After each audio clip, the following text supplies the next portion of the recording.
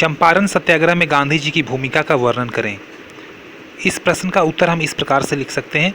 सन 1765 में बंगाल बिहार के साथ चंपारण को भी शाह आलम द्वितीय ने अंग्रेजों को दे दिया। उस समय चंपारण बेतिया राज्य में पड़ता था। यहाँ के अंग्रेज ठेकेदार नील का व्यवसाय करते थे। नील की खेती दो प्रकार से होती थी, जीरात और असामी कार।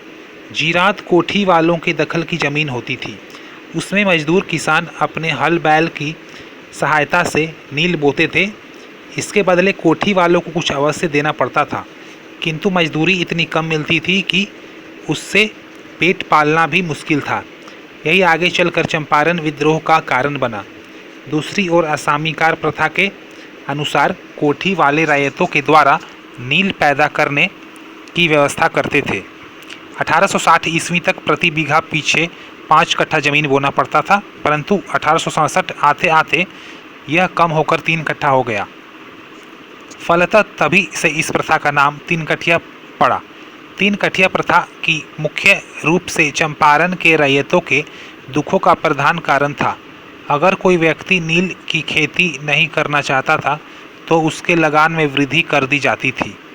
कांग्रेस का 31वां अधिवेशन 1916 में लखनऊ में था, जिसमें बिहार से काफ़ी संख्या में प्रतिनिधि शामिल हुए। इन्हीं में चंपारण के राजकुमार शुक्ल भी थे, जो स्वयं इस उत्पीड़न के शिकार रहे थे। उन्होंने चंपारण के किसानों की दयनीय स्थिति पर ध्यान आकर्षित किया। ब्रज किशोर प्रसाद ने एक प्रस्ताव प्रस्तुत किया, जिसमें इन समस्याओं के निदान के लिए एक समिति के गठन की बात कही गई, जिसमें सरकारी और गैर सरकारी सदस्य शामिल हों। राजकुमार शुक्ल के अनुरोध पर ही गांधी जी चंपारण गए और स्थिति का अध्ययन करने को सहमत हुए।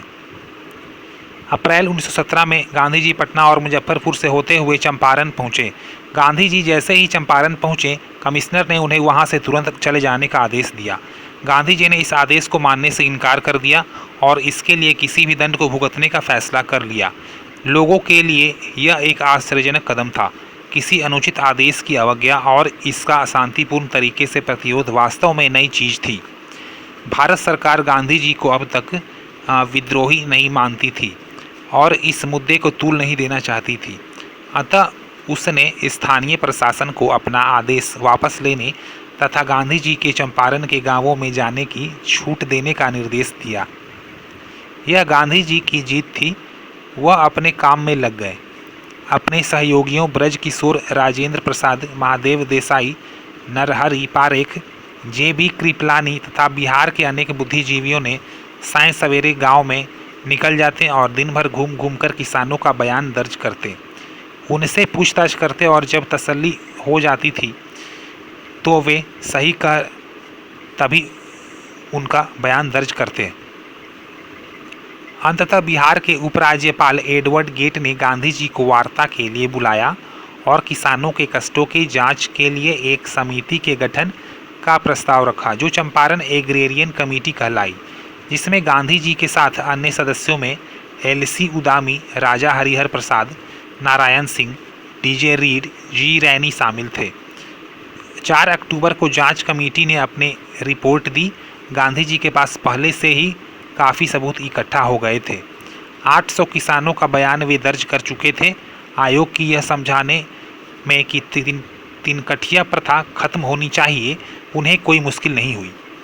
इस रिपोर्ट के बाद बागान मालिक किसी तरह अवैध वसूली का 25% वापस करने पर राजी हुए। गांधी जी मान गए। लोगों ने आलोचना की कि गांधी जी ने 100% वापसी की मांग क्यों नहीं की। गांधी जी का कहना था कि 25% रकम वापस करना भी बागान मालिकों के लिए बड़ी बेइज्जती है। इसके 1 दशक के पश्चात ही गोरे बागान मालिकों ने चंपारण छोड़ दिया। यद्यपि किसानों के कष्टों के निवारण के लिए यह उपाय अपर्याप्त थे, फिर भी पहली बार शांतिपूर्ण जन विरोध के माध्यम से सरकार को कुछ मांगों को स्वीकार करने पर सहमत कर लेना एक बड़ी उपलब्धि थी। सत्याग्रह का यह पहला प्रयोग इस दृष्टिकोण से अत्यंत सफल रहा।